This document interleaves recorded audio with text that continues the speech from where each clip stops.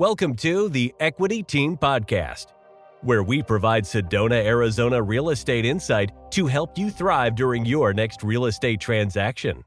Right now, the number one question I'm constantly getting, especially from sellers, but buyers too, is, and I've already done a recording about this, but I'm going to do another one. And I'm going to try to be a lot more specific to what the concerns are that I've been hearing.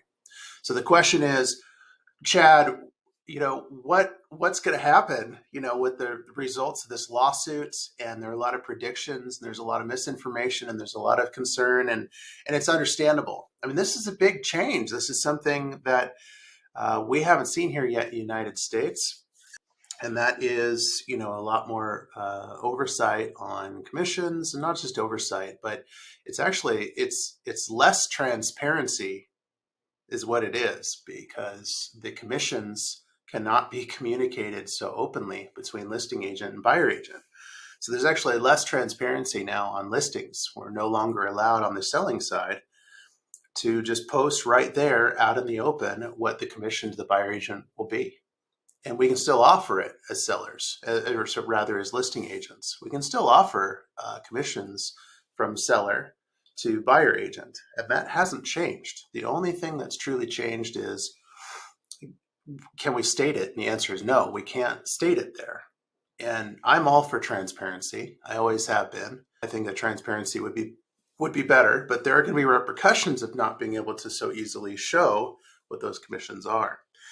Now, I think what a lot of people are both excited about and afraid of is, are we going to see that sellers are no longer responsible for paying these buyer commissions? Let's start there with that simple question. Are sellers going to be required to still do buyer agent commissions? So to answer that question, we need to look at it honestly, okay, which is that it's always been the option to not pay the buyer agent commissions. It's always been the option to talk with the listing agent and come to an agreement on whatever that commission will be, whatever is felt to be fair for both parties. That's the way it's always been. So that's not changing. Again, the only thing is changing is, can it be stated on the listing, on the MLS? And the answer is no. It can only be stated on a personal agent website, but it cannot be stated on the MLS. It's really strange that is the new requirement, but it's the new requirement. So just as before, there are going to be conversations between listing agent and seller. This always has happened, and it will continue to happen. And this is not changing as a result of the lawsuit. So listing agent and seller will still continue to talk before listing, before signing paperwork.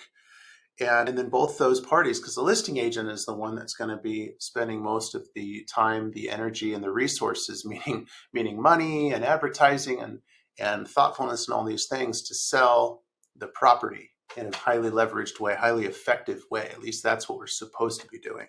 So some agents don't do that, but that's supposed to be part of the job, is that we kick butt for you and we put your property not only on the MLS market, but we promote it, we market it. It's a high quality listing, great photos, all these things, so that we're doing the job right. And we're selling that property effectively for you, getting as much as possible, the terms you want, meeting your goals, and on and on. So none of those things have changed. Now, one kind of quirky question I got from a seller, intelligent woman, it's just, there's so much misinformation. It gets hard, it gets confusing, and it's hard to know what's what. So she's on the selling side. And she said, well, Chad, shouldn't we wait until the summer to list this thing so that we're not having to pay the buyer agent commission?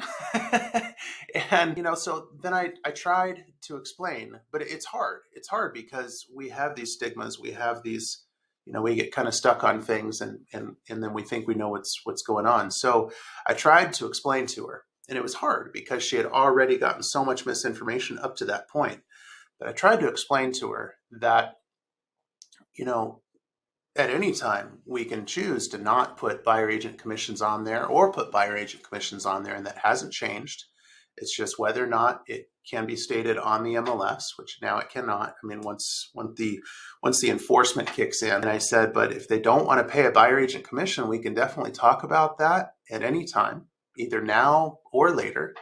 But I would discourage that. And the reason why I discourage that is because a lot fewer buyers are going to come in to negotiations if they're paying an extra 3% or whatever the commission percentage is going to be for their buyer agent. And so sellers are going to kind of shoot themselves in the feet a little bit if they start doing that. And sure, you can sell properties without paying buyer agent commission, but you're going to sell, your total purchase price will be a lot lower than that 3% difference. So in order to not pay 3% to a buyer agent, you might take a 5 or 10% hit. So, I mean, you do the math. But that's the deal. So wanted to clarify a couple of those points. I hope that was helpful. I know it's very confusing. You know, you get changes like this. Doesn't help that a lot of other agents are not pursuing the truth on this and getting the right information to their clients. A lot of agents are confused. I have so many agents that are asking me because they don't understand it. Chad, what do you think? Are you worried about it? And I'm like, no, I'm not really worried about it. You know, we just continue to communicate well with our clients and serve them at the highest level and offer value, not just hip, hip, hoorah, I'm your cheerleader, but actually offer them value.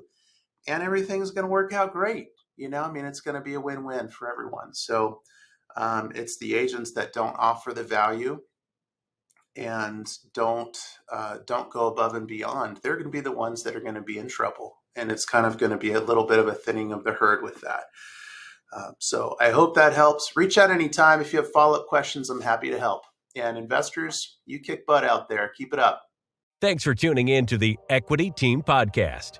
To speak with one of our top agents, visit us at owninaz.com. That's owninaz.com. Or call us at 928-323-0031.